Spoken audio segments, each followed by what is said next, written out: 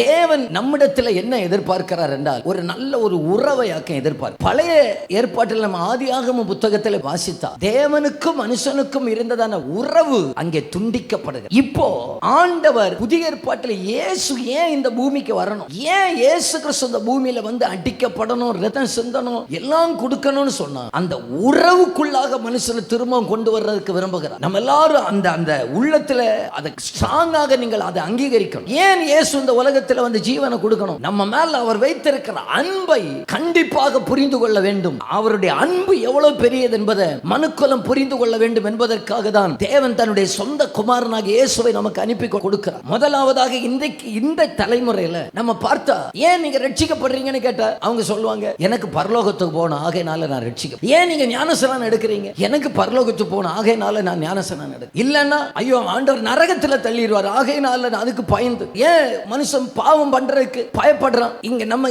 இருக்கிற ஆட்கள் பாவம் பண்ண தெரியாதவங்களா? அல்ல பாவம் பண்றதுக்கு சொல்லி கொடுக்கணுமா நமக்கு? ஏன் மத்தவங்க கெட்ட வார்த்தை பேசுறாங்க, மத்தவங்க தப்பு பண்றாங்க, ஒரு அலுவலகத்துல வேலை பார்க்கிற மற்றவங்க லஞ்சம் வாங்குறாங்க, ஏன் ரட்சிக்கப்பட்டவங்க லஞ்சம் வாங்கல? ஐயோ ஆண்டவர் எங்களை பிடிச்சி நரகத்துல தள்ளிடுவார். நம்ம இன்றைக்கு பயந்து பயந்து பயந்து ஆண்டவர் பின்னால ஒரு கம்பு வச்சு கொண்டு நடக்கிறவர் போலயே நம்ம பல நேரத்தில் நம்ம பார்த்து விடுகிறோம். முதலாவது சபை அறிந்து கொள்ள வேண்டியது, நாம் பயந்தல்ல ஆண்டவரை சேவிக்க வேண்டியது, பயந்தல்ல அவருக்கு பின்னால நடக்க வேண்டியது, அவர் மேல உள்ள ஒரு அன்பினால.